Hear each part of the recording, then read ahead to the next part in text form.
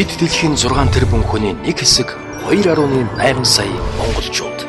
Бидний сонсдог хөгжим. Бидний бусдаас ялгарх хэв маяг. Бидний үзэл бодол. Бидний хүсэл мөрөөдөл. Бидний алдаа ухаарал. Бидний амьдралын хэв маяг.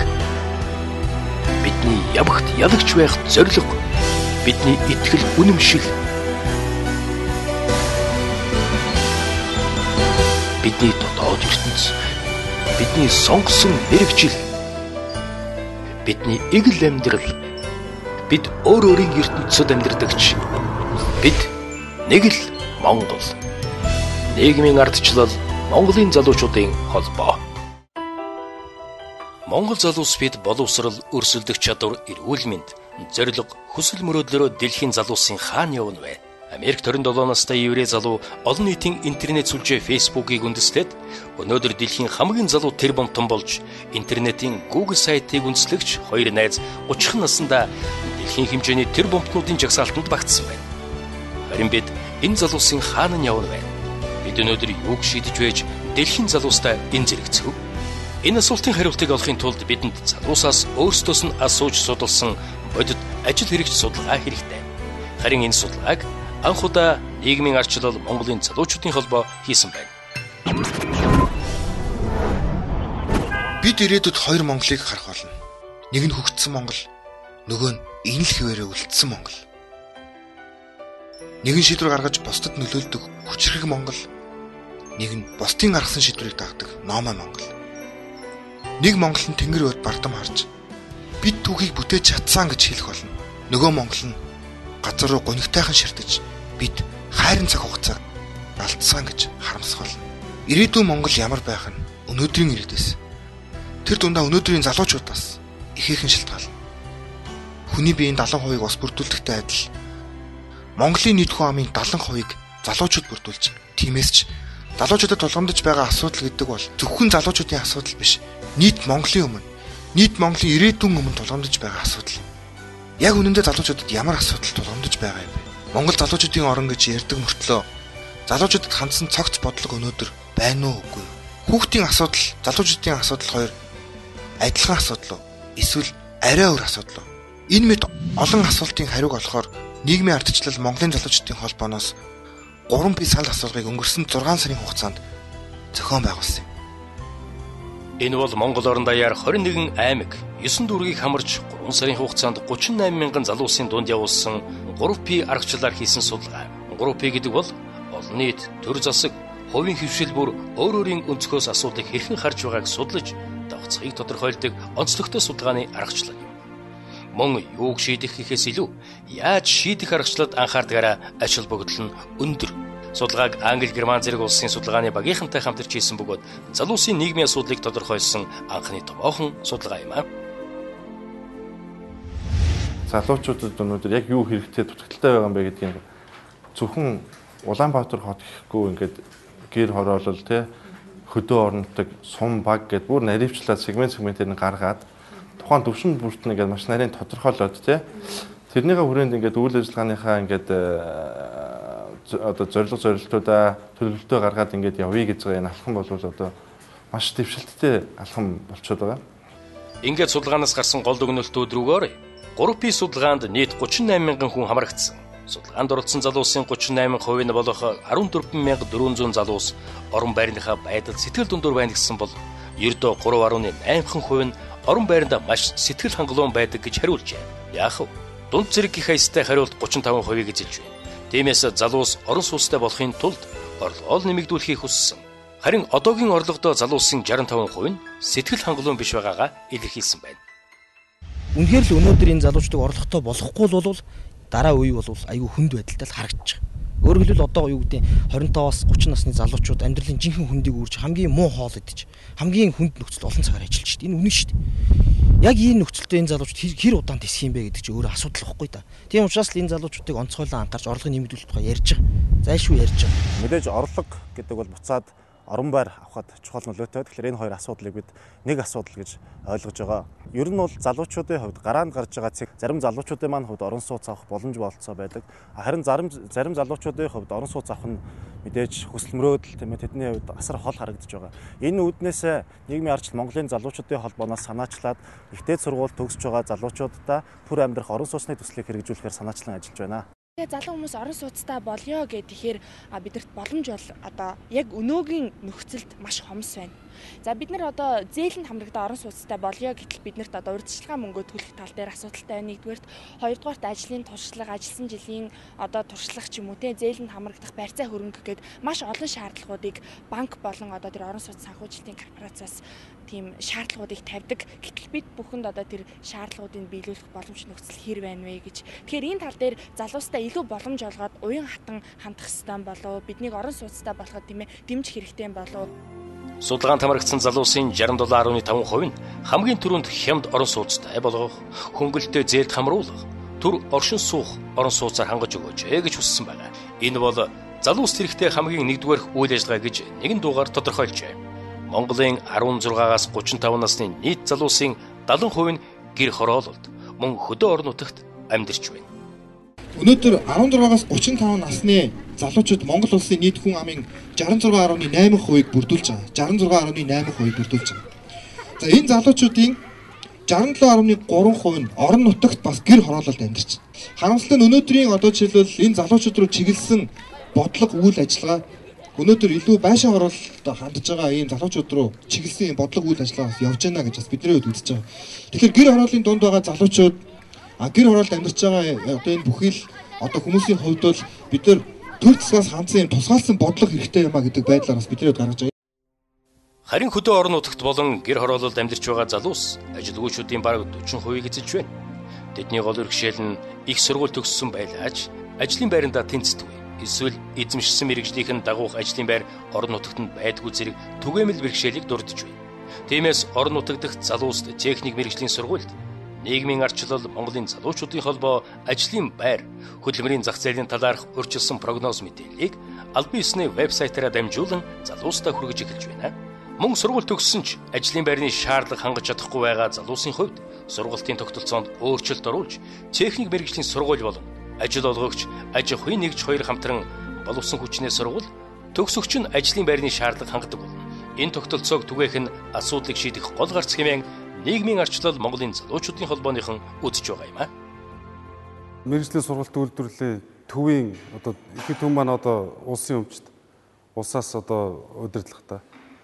Энийг менежментийн хөвчлийг хийгээд ажил олгогч одоо бодит амьдрал дээр ажил олгогч эздийг бас тодорхой хувь эзэмшүүлснээр тухайн бодлого яг цэвэр одоо хөрсөн төр байх одоо хөдөлмөртөйгөө уялдах тэр бодлогыг тэрний зохицуулт бол зайлшгүй дутагддаг. Бид өөр өөрийн ертөнцид амьдардагч. Бид нэг л Монгол. Залууст хамгийн хэрэгтэй үйл ажиллагааны 2 дугаарт гадаадын ихтэй сургуульд суралцах оюутны тоог нэмэх, англи хэл сурах боломжоор хангах ажлууд орсон байна. Энэ ажлыг хийж өгөөч хэмээн судалгаанд оролцогчдын 57.8% саналаа өгчээ. Тиймээс нийгмийн арчлал Монголын залуучуудын холбоо вебсайтаараа дамжуулан залууст гадаад улсад суралцах тэтгэлэг хөтөлбөрүүд болон тэтгэлэгт хамрагдах шалгуур хөдөлмөрийн зах зээлийн талаарх мэдээллийг өөрийн албан ёсны вебсайтаараа дамжуулан хүргэж эхлэх нэ. Бид нэр одоо залуучуудаа ямар ч байсан эхлээд мэргэжлийн нэг зөв одоо эзэмшигтний их туслах хэрэгтэй юм байна тийм. Одоо бид нар бас ингээд харахад одоо олон ажил олгогч хүмүүс бас хэлдгээлтэй бид нар нарийн мэргэжлийн техникийн хүмүүс инженерүүд хэрэгтэй хахад Монголын ихэнх залуучууд хэлний мэргэжилтэй, хуульч, эдийн засагч гэж ингэж гарч ирдэг. Гэтэл Монгол улсын одоо маш том бүтээн байгуулалтын үе эхэлсэн байна гэдгийг бол бас олон хүмүүс хүнддэг. Хоёрдугаарт нь мэргэжил эзэмшснийхаа дараагаар бид нар одоо ажлын байртай бас болмоор байна. Энэ тал дээр бас Монгол Улсын засгийн газар биднэрт бас нэлээд дэмжлэг үзүүлэх хэрэгтэй юм шиг байна гэдгийг бас хүндсэн. Залуучууд өөрсдийн боловсрол эрүүл мэндэд анхаардаг шиг байгаль орчноо хамгаалах, гол усаа нөхөн сэргээх, эх оронч ажлууд нь тэдэнд хэрэгтэй байгаа чухал үйл ажиллагаа гэж тодорхойлсон бахархмаар хариултыг та 3P судалгаанаас харж болно. Энэ бол залуусын хүсэж байгаа 3 дахь чухал үйл ажиллагаа гэж судалгаанд оролцогчдын 46.8% нь хариулсан байна. Тэр дундаа нийгмийн арчлал Монголын залуучуудын холбооноос санаачлаад байгаа сэлб голоо нөхөн сэргээж өмнөхийн адил урсгах зорилтыг залуус маш их дэмжсэн байна. Одоо сэлб голын хот дундуур хурсаж байгаа хэсгийн өргөн 2-3 м. Үүнийг эхний ээлжинд 9 метрийн өргөнтэй болгож Та бүхний харж байгаа энэ зурган дээрх шиг болгох санаачлагыг нийгмийн арчлал Монголын залуучуудын холбоо гаргаад байгаа юм а. Экосистемийн хувьд бол сэлб голыг дахин урсгах нь мэдээж бид альч голч бай, жижиг ч бай, том ч бай голын хувьд бол голын урсцыг нэмэгдүүлэх, за голирлыг засах, далангуудыг барих, цас одоо борооны усыг бид яаж ашиглаж байх вэ?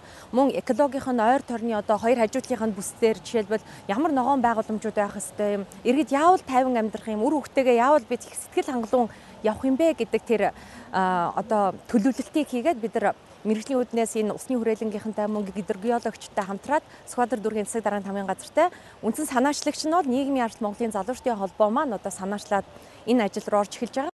Нийгмийн арчил Монголын залуучдын холбооноос сэлб голын урсцыг нэмэгдүүлэх чиглэлээр санаачлал гарган ажиллаж байна. Энэ ажлыг маань нийслэлийн удирдлагын зүгээс дэмжлэг үзүүлж ажиллаж байгаад бас их талархаж байна. Өнөөдөр сэлб гол урсцсан нэмэгдснээр нийслэлчүүдийн хувьд бол стратегийн ач холбогдолтой гэж үзэж байгаа. Яагаад тэгэхээр нийслэлийн агаарын бохирдлын түвшин бол өндөр байгаа.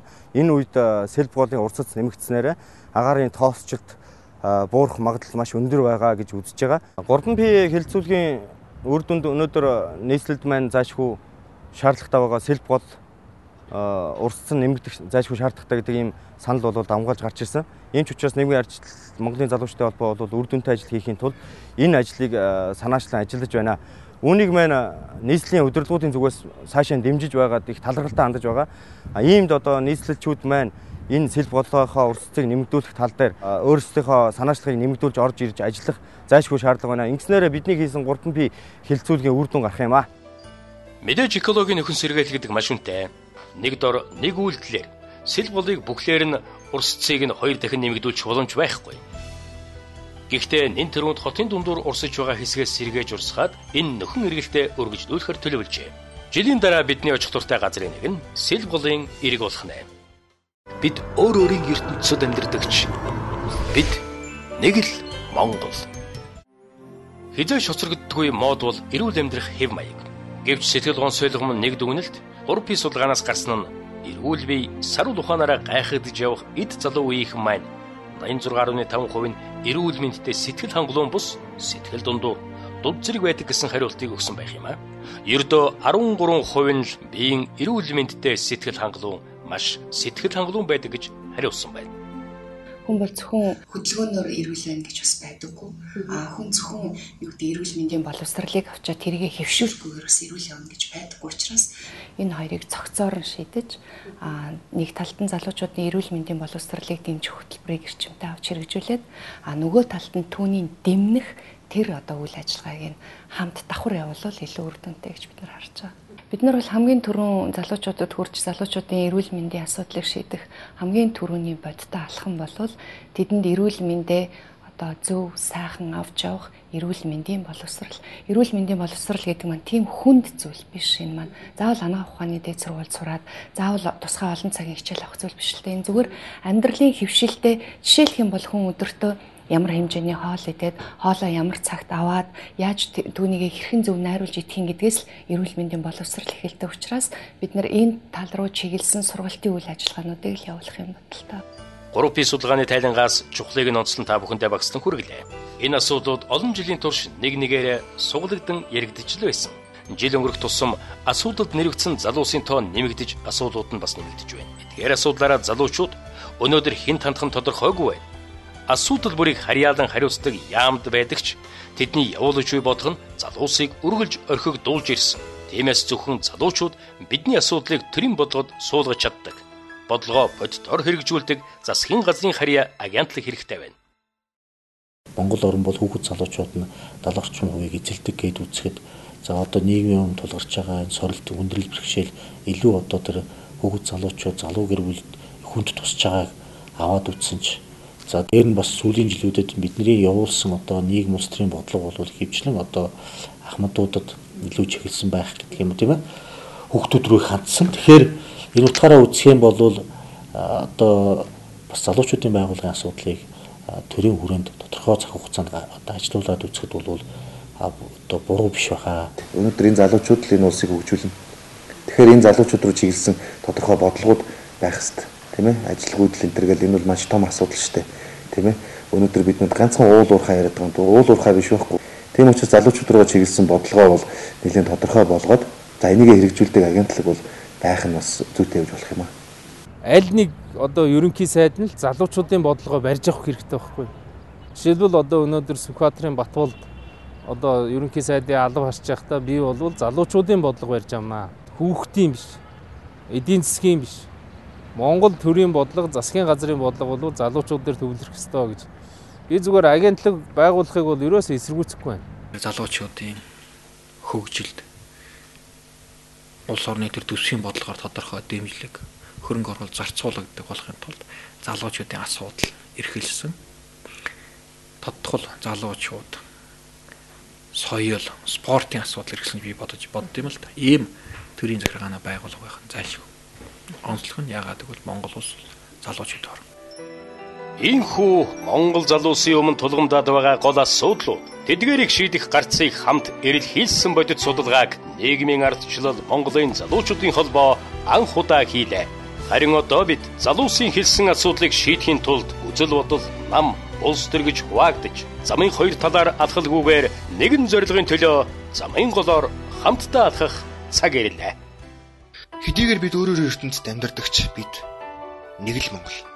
Бид өөрсдийнхөө төлөө, өмнө байгаа ирээдүйн төлөө ямар нэгэн улс төрийн болон үзэл бодлын хил хязгааргүйгээр нэгдэж сурах ёстой. Бидний амьсгалахаагаар алхах зам, амьдрах орчин нэг билээ. Зарим хүмүүс ярьдаг. Би хэдэн жилийн өмнө эсвэл хойно төрсөн бол, эсвэл тэр улсад амьдарч байсан бол гэж. Үгүй. Бид хизээч өчтөрийг өөрчилж чадахгүй. Харин өмнө байгаа ирээдүйг бид өөрчилж чадна. Энэ цаг бол бидний цаг. Энэ цаг бол эхлэх цаг. Бид дэлхийн 6 тэрбум хүний нэг хэсэг 2.8 сая монголчууд. Бидний сонсдог хөгжим. Бидний бусдаас ялгарх хэв маяг. Бидний үзэл бодол. Бидний хүсэл мөрөөдөл. Бидний алдаа ухаарал. Бидний амьдралын хэв маяг. Бидний явахт ялагч байх зорилго. Бидний итгэл үнэмшил. Бидний дотоод ертөнц, бидний сонгосон мэрэгжил, бидний эгэл амьдрал, бид өөр өөрийн ертөнцид амьдардагч, бид нэг л Монгол. Нийгмийн ардчлал Монголын залуучуудын холбоо.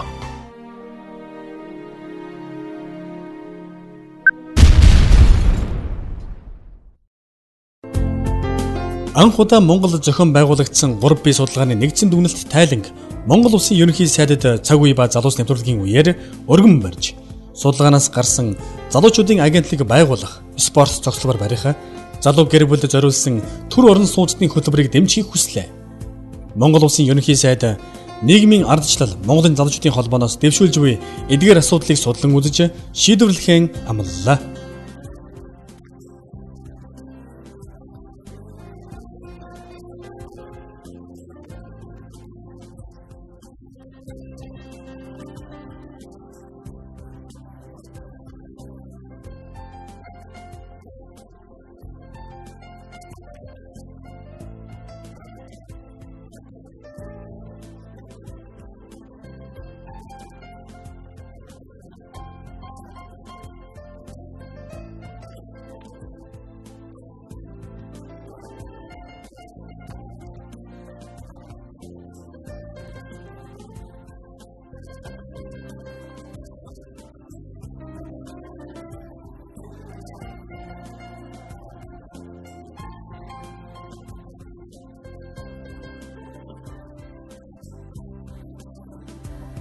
Залуу хүнд гарааны боломж бүрдүүлэхийн тулд засгийн газраас зайлшгүй дэмжих нь зүй ёсны асуудал гэдгийг ч онцоллоо.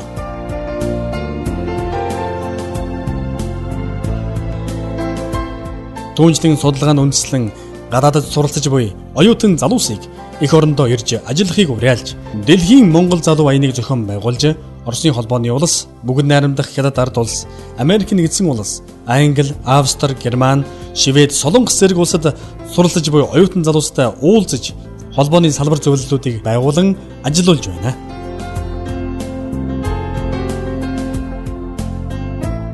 Ингээд залуусын гадаадд суралцах боломж шалгуурыг олон нийтэд нээлттэй болгох үүднээс боловсрал соёл шинжлэх ухааны яамтай хамтран телевизийн реалити шоу зохион байгуулах, залууст тэтгэлэгт хөтөлбөр олоход дэмжлэг үзүүлж, зөвлөгөө өгөх залуус хөгжлийн төвийг тусгай тогтнолын оронд байгуулахаар болсон байна.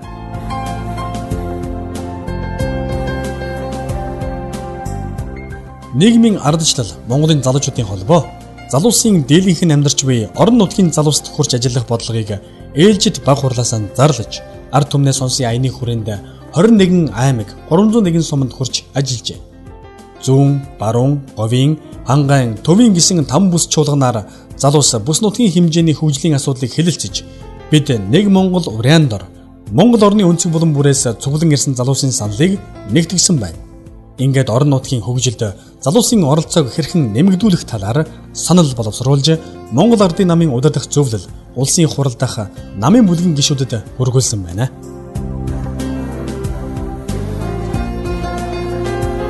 Сэрүүн сэлбэг сэргээх нийслэлийн залуусын саналыг нийслэлийн засаг дарга бөгөөд Улаанбаатар хотын захирагч Мөнх Баяр хүлээн авч сэлбэг голыг дахин урсгах хөтөлбөрийг эхлүүллээ.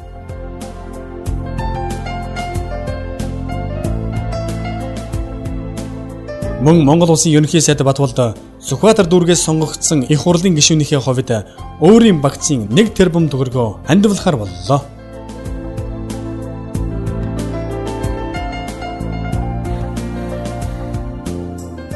Төр, хувийн хэвшил, олон нийтийн байгууллагын хамтын ажиллагааг сайжруулах 3P аргачлалын хөтөлбөр үргэлжилж байна.